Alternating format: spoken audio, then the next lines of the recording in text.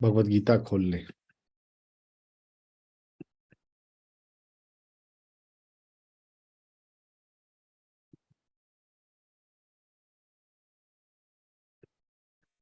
भगवत गीता अध्याय 2।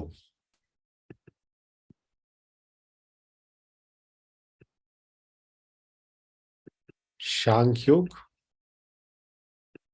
भगवत गीता के सांख्य 2 का कोई भी चैप्टर करने के लिए हम तैयार हो जाएं। कोई भी श्लोक।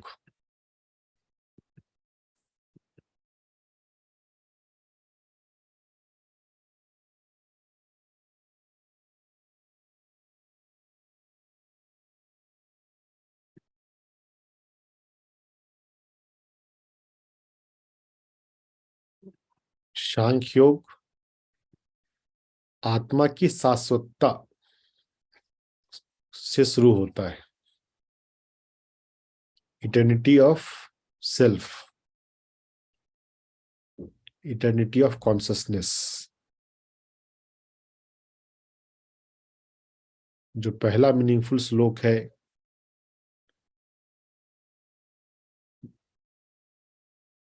जब भगवान ने बोलना शुरू किया वहां से मीनिंगफुल श्लोक आज है। 12 नंबर का श्लोक। ना त्वे वा अहम जातु नाशम। ऐसा कोई समय नहीं था जब तुम नहीं थे, या ऐसा कोई समय नहीं था जब मैं नहीं था,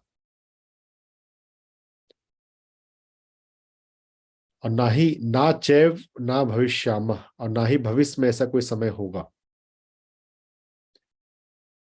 सिंपल लास्ट के 3 शब्द, सर्वे व्यमता परम। हम सभी सनातन है, हमेशा हमेशा से थे और हमेशा हमेशा रहेंगे। Eternity of consciousness, eternity of self का ये महत्वपूर्ण बात है। भगवत गीता की फर्स्ट टीचिंग अगर हम देखना चाहें तो eternity of self, eternity of soul, eternity of consciousness, इससे बात शुरुआत होती है। 12 के बाद थोड़ा सा नीचे उतरते हैं और फिर 20 से बोलते हैं कि ना जन्म है ना मृत्यु है। शरीर के मरने से इसकी मृत्यु नहीं होती। यह नित्य है और शाश्वत है। ये नित्य है और ये शाश्वत है, ये तो 12वें में भी आ गया और 20वें में भी है। अजो नित्य शाश्वतो अयम पुराणो।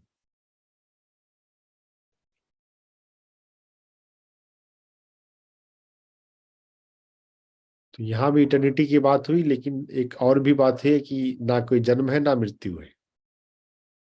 तो जब बर्थडे सेलिब्रेट करें उस समय बोले ना जायते मृत्यते वा। ना जन्म है ना मृत्यु है, लेकिन फिर भी हम भौतिक जन्म मनाते हैं। भौतिक जन्म से पीछे आत्मा का जन्म नहीं है।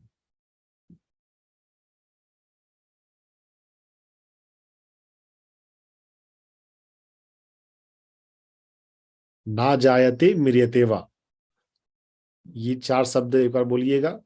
आप चाहे अनम्यूट में ही रहें, आपकी आवाज नहीं आए, लेकिन आपके लिए मेमोरेबल हो जाए। ना जायते मृत्यते वा। ना जन्म है ना मृत्यु है। ना जन्म है ना मृत्यु है।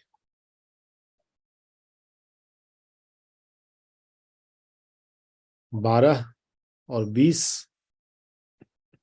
के बाद तुरंत लगातार में ही आता है,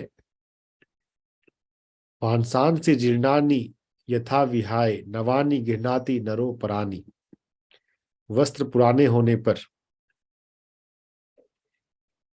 जिस प्रकार वस्त्रों को धारण करने वाला नर उसे छोड़ देता है, वैसे ही शरीर के पुराने होने पर शरीर को धारण करने वाले हम उसे छोड़ देते हैं। ये एक पॉपुलर श्लोक है, कई मूवीज में, कई सीरियल में, कई जगह, कई प्रवचनों में हम सुनते रहते हैं। वांसांसि जीर्णानि यथा विहाय।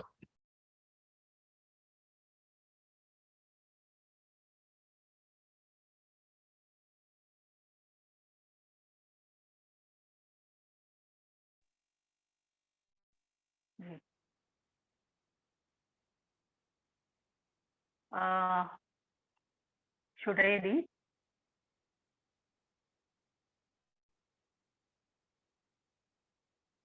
हाँ। जी। वासांसि जीर्णानि यथा विहाय नवानि गृहाति नरोपराणि तथा शरीराणि विहाय जीर्णान्यानि संयाति नवानि देहि। जैसे मनुष्य पुराने कपड़ों को छोड़कर, त्याग कर, विहाय छोड़कर नए कपड़े धारण कर लेता है, उसी प्रकार ये जीवात्मा भी पुराने शरीरों को छोड़कर नए शरीर धारण करता रहता है।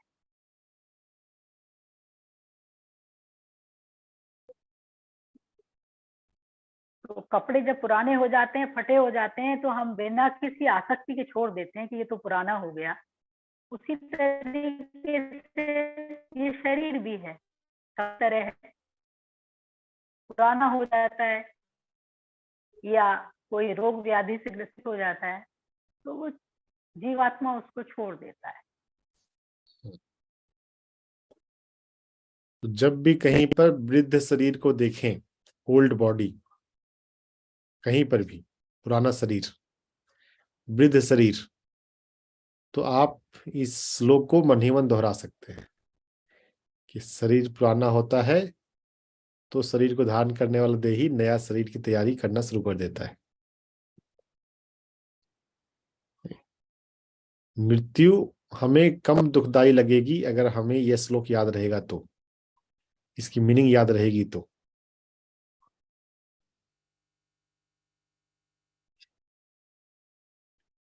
अपने परिवार में वृद्ध माता पिता के जाने पर जो दुख होता है, वो दुख कम होगा अगर ये मीनिंग, ये श्लोक समझ में आ गया तो। हुआ कि नहीं को दुख अपने किसी माता पिता या किसी घर में किसी ओल्ड के जाने पर? माता पिता के अलावा कुछ लोगों ने ग्रैंड ग्रैंड पेरेंट्स को भी देखा होगा जाते हुए। होता है दुख।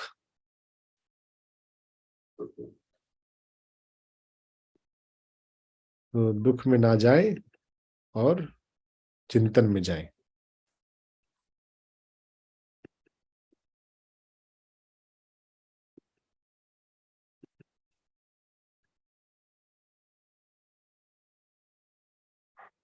वस्त्र के पुराने होने पर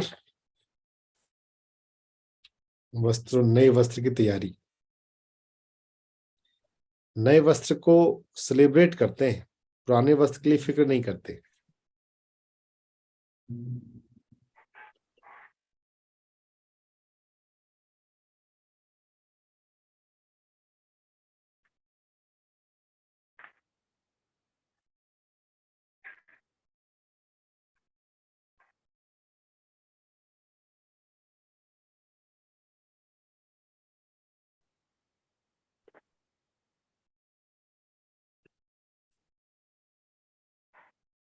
2/22 के तुरंत बाद 2/23 आता है कि ये किसी भी तरह का नुकसान इसे नहीं हो सकता। इस आत्मा का नुकसान किसी भी तरह से नहीं किया जा सकता। कोई भी शस्त्र, कोई अग्नि, कोई जल, कोई वायु, जल और वायु तो खैर रिलेटिवली कम नुकसान के लिए जानी जाती है, शस्त्र और अग्नि अधिक जानी जाती है। कोई एटम बम, न्यूक्लियर बम, कोई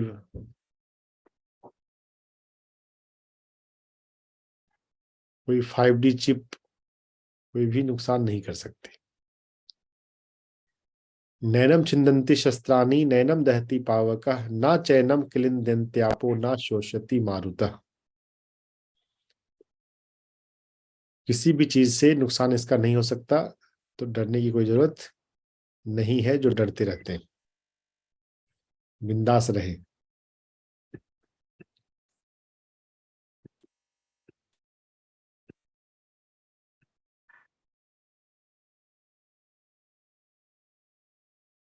हर तरह का डर व्यर्थ है।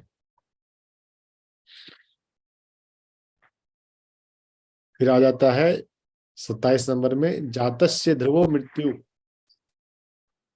ध्रुवम जन्म मृतस्य च।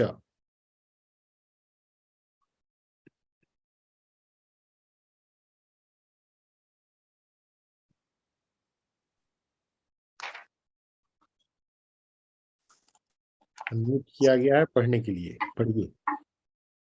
Yes sir. जातस्य हि ध्रुवो मृत्यु ध्रुवै जन्ममृतस्य च तस्मादपरिहार्येथे न त्वं शोचितुमर्हसि।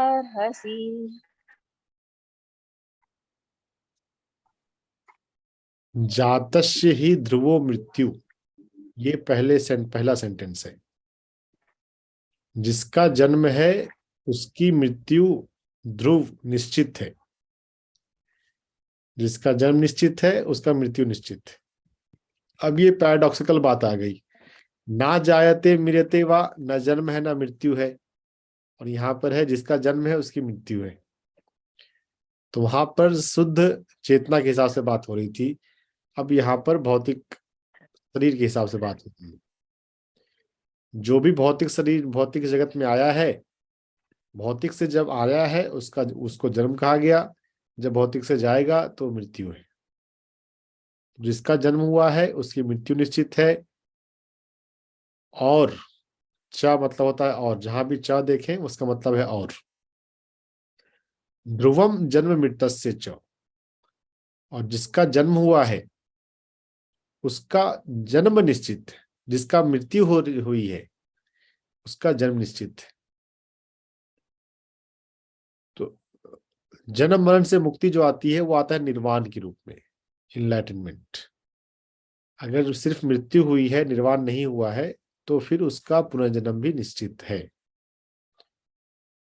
पुनरपि जन्मम पुनरपि मरणम पुनरपि जननी जठरी शयनम। बार बार जन्म है, बार बार मृत्यु है। बार बार जन्म और बार बार मृत्यु क्यों है, वो और जगह पे चिंतन करने की बात है। यहाँ पर तो है जिसका जन्म है उसकी मृत्यु है, और जिसका मृत्यु है उसका जन्म है। इसलिए उसके लिए शोक व्यर्थ है। तस्मात् अपरिहारे अर्थे, जो होना ही है, जो अवश्यंभावी है, फिर उसके लिए शोक कैसा? मृत्यु के लिए शोक क्यों? जिस दिन जन्म हुआ उसी दिन मृत्यु निश्चित हो गई। हर दिन मृत्यु पास आ रही है। डे 1 से बच्चे का जन्म हुआ, मृत्यु निश्चित है। बर्थडे मनाते हैं तो इतना साल हो गया, वास्तव में आप मृत्यु के उतने साल नजदीक पहुंच गए। इस तरह से भी देखना चाहिए। सिर्फ ये देखते हैं कि हाँ बच्चा जो है इतने साल का हो गया, मृत्यु के आप नजदीक पहुंचते जा रहे हैं। जन्म के समय ही मृत्यु निश्चित है, जो अपरिहार्य है, जो होना ही है, उसके लिए शोक क्यों? शोक व्यर्थ है।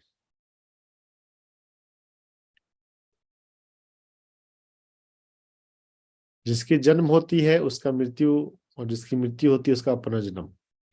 ये जन्म और मृत्यु और पुनर्जन्म का साइकिल क्यों चलता है उसे समझे, और इस साइकिल को हम तेज कर सकते हैं।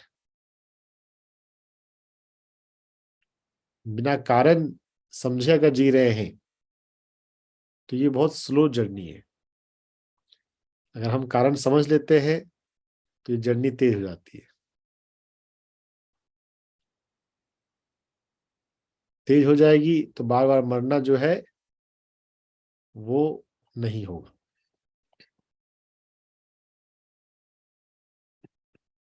मरो है जोगी मरो, ओशो का प्रवचन है। मरण ऐसा हो कि वो मीठा हो। गोरख के प्रवचनों पर बोलते हुए गोरखनाथ के प्रवचन में आता है कि ऐसा मरो कि वो वो मरना प्यारा हो और वो मरना आखिरी हो और वो मरना बार बार ना हो। हम मरते भी हैं तो संपूर्णता से नहीं मरते, रोते रोते मरते हैं, अफसोस से मरते हैं। तो वो मरने का पर्पस पूरा नहीं हो पाता है। अगर जब भी मरना हो उस समय अगर आप किसी गिल्ट भाव में, किसी अफसोस भाव में अगर नहीं रहते तो मरने का पर्पस पूरा हो पाता है। आप अधिक शांत अवस्था में अगर मरते हैं तो मृत्यु का पर्पस फुलफिल हुआ। मृत्यु का भी पर्पस है। ये पर्पस है कि ये रियलाइज करना, you are not that which is dying. मरते समय अगर आपको ये समझ में आ गया कि आप वो नहीं है जो मर रहा है, आप वो शरीर नहीं है जो मर रहा है, तो मरने का पर्पस पूरा हुआ। इस श्लोक को फिर से एक बार पढ़िए।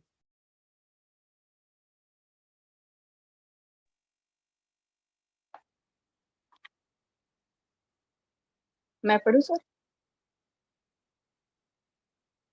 पूछना क्या, पढ़िए बस, पढ़ने के लिए तैयार है तो। जातस्य हि ध्रुवो मृत्यु ध्रुवै जन्ममृतस्य च तस्माद् परिहार्येथे न त्वं शोचितुमर्हसि। जिसका जन्म उसकी मृत्यु, जिसकी मृत्यु उसका जन्म, यानी कि पुनर्जन्म। ये पुनर्जन्म इम्प्लाइड मीनिंग है, यहां पर तो सिर्फ जन्म लिखा है।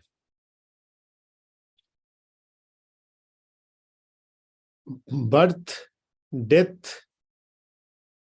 रीबर्थ, ये साइकिल जो चल रहा है, ये क्यों चल रहा है, इस पर हम चिंतन मनन करें और इस साइकिल को तेज करें, इस साइकिल के पर्पस को फुलफिल करें। अभी हम बेहोशी में जन्मते हैं, बेहोशी में मरते हैं। अगर हमारी मृत्यु बेहोशी में है तो जन्म भी बेहोशी वाला होगा। अगर मृत्यु में होश आ जाए तो फिर जन्म में भी होश आ जाएगा। लाओत्जू और जरथुष्ट्र, पारसी धर्म के प्रवर्तक, इन दोनों के जन्म को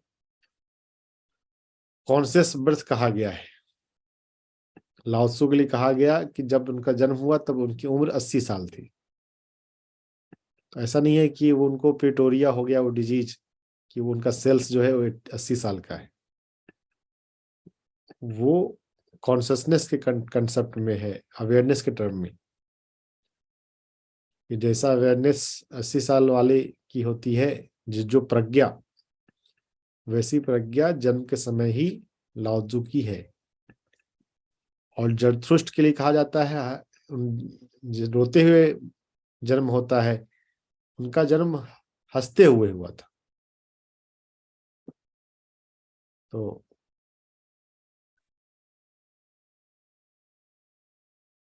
जन्म बेहोशी में नहीं है, इसको बताने के लिए अलग ढंग से कैरेक्टराइज किया गया है।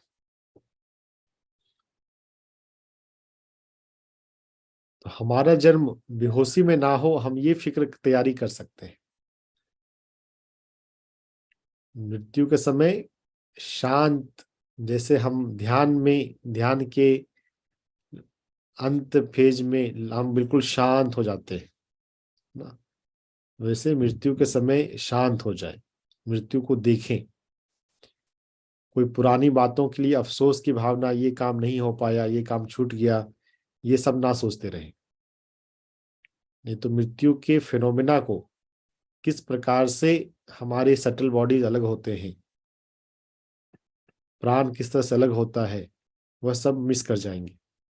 अगर हम उसे देख पाए, देख लिए, तो फिर हम मुक्त हो जाएंगे। या फिर मुक्त नहीं भी हुए तो भी हमारा अटैचमेंट कम हो जाएगा। अटैचमेंट कम हो गया तो आगे जर्नी ज्यादा बेटर होगी, स्मूथ होगी। मृत्यु का समय बहुत कीमती है, मूल्यवान है। होश में मरे, और मृत्यु होश में हो, उसके लिए जरूरी है कि आपकी निद्रा होश में हो। जो हर रात नींद है वो मिनी मृत्यु ही है। मृत्यु में आप शरीर बदल लेते हैं, यहाँ पे आपको लगता है कि आपका शरीर सेम है। ऐसे अगर सेलुलर लेवल पे देखा जाए तो आपका शरीर भी हर समय बदल रहा है, नए केमिकल रिएक्शन होते रहते हैं, हर सेकंड में नए से पुराने सेल्स मरते रहते हैं, नए से सेल्स जन्म लेते रहते हैं।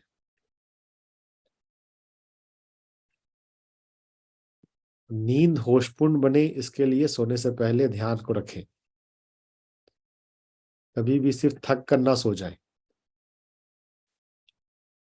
ध्यान करते हुए निद्रा में प्रवेश करें, निद्रा को होशपूर्ण बनाए और अल्टीमेटली मृत्यु को होशपूर्ण बनाए। Die consciously.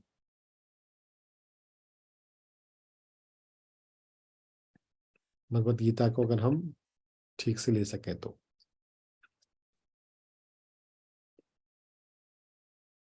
वैशाली जी पढ़िए 28 नंबर का श्लोक।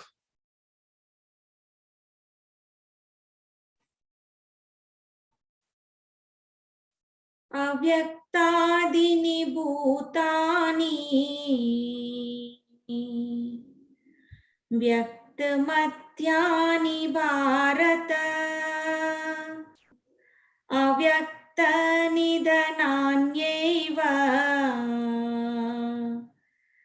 तत्र का परिदेवना। अव्यक्तादीनि भूतानि, आदि शुरुआत में अव्यक्त है, मध्य में भूत व्यक्त है, और निधन के बाद में फिर से अव्यक्त है। तो आत्मा जो है वो बीच में, जब वो शरीर में है तब वो व्यक्त है, जन्म से पहले भी वो अव्यक्त है, और निधन मृत्यु के बाद फिर से वो अव्यक्त है। तो वो प्रकट हो रहा है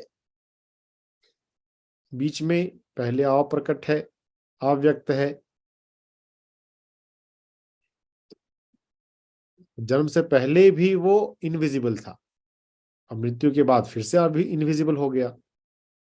तो जो वास्तव में इनविजिबल है, बस थोड़े समय के लिए मिडिल में विजिबल हो रहा है, फिजिकल हो रहा है, तो उसके लिए शोक क्यों, परिदेवना, परिवेदना। हम सिर्फ जो दिखता है हम उसी के लिए कंसर्न होते हैं, और हमारा जो शोक है, हमारा जो भी दुख होता है, जो दुख दिख रहा है उसके लिए हम दुखपूर्ण होते हैं, दिखना जब बंद हो जाता है तो। लेकिन अगर हम अपने बुद्धि का प्रयोग करके समझ सके तो जो अभी नहीं दिख रहा वो भी अभी भी है। इसलिए चिंता क्यों, शोक क्यों।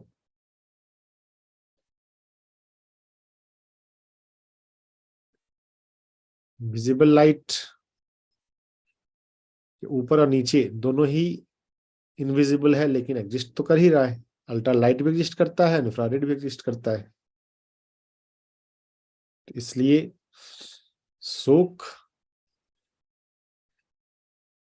की जरूरत नहीं है।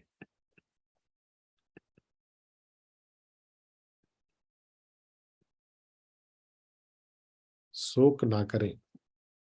जिसके लिए शोक कर रहे हैं वो बस अब अव्यक्त हो गया है। मृत्यु शोक का विषय नहीं है।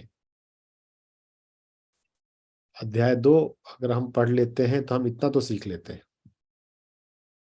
इतने सारे श्लोकों के माध्यम से ये बताया जा रहा है।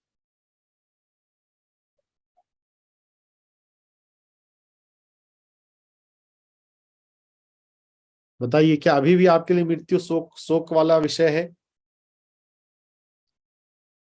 रोना धोना अभी भी हो तो होगा, इतना सुन लेने के बाद भी।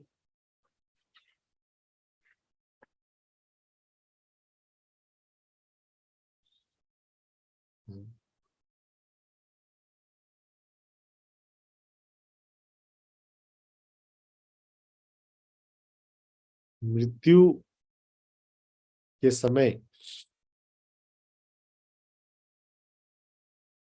अगर हम इन कंसेप्ट्स को भूल जाते हैं तभी रोना धोना होता है। ये मौका, अगर मृत्यु का कोई मौका आ रहा हो, इन श्लोक्स को हम पढ़ने लग जाएं, दोहराने लग जाएं, और पहले से तैयारी करके रखें। पहले से हम पूछते रहे, बात करते रहे। Death is a not a matter of suffering.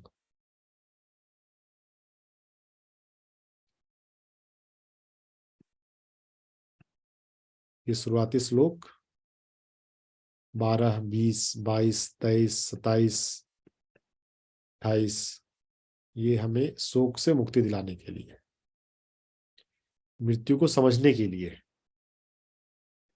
मृत्यु को समझना अध्यात्म में बहुत बहुत बहुत महत्वपूर्ण है। अगर आपने मृत्यु को नहीं समझा तो आप अध्यात्म नहीं समझ सकते। मृत्यु को समझें।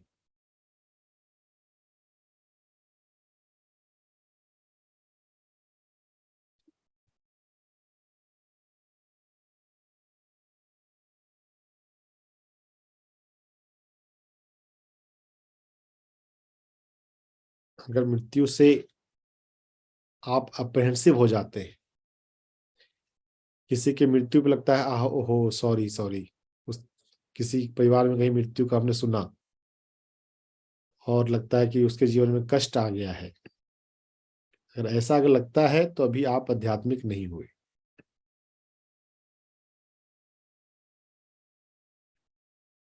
इस बात को ध्यान रखना है। अध्यात्म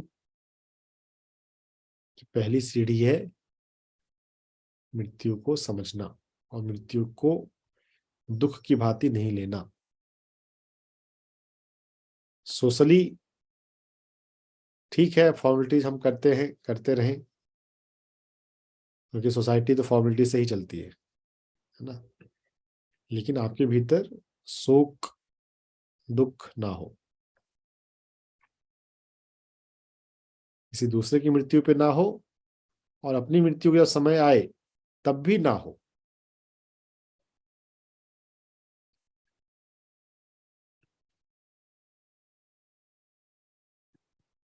तो इसको इजी लैंग्वेज में बॉलीवुड के सॉन्ग से भी ले सकते हैं।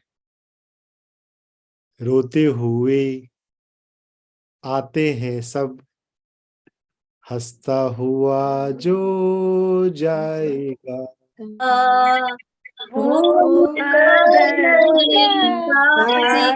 सिकंदर से मन लाएगा। रोते हुए आते हैं सब, हंसता हुआ जो आएगा। हुए आप जाएंगे या रोते हुए जाएंगे, ये बता दीजिए आप। अगर हंसते हुए जाएंगे तो फिर आप आध्यात्मिक हैं, अगर रोते हुए जाएंगे तो फिर आप आध्यात्मिक नहीं है। भगवत गीता आपने कितनी बार पढ़ी, कितना श्लोक याद किया, कितना श्लोक कंठस्थ किया, ये मैटर नहीं करता। मैटर ये करता है कि क्या मृत्यु आपके लिए शोकपूर्ण है या आपके लिए नॉर्मल एक्सपीरियंस है।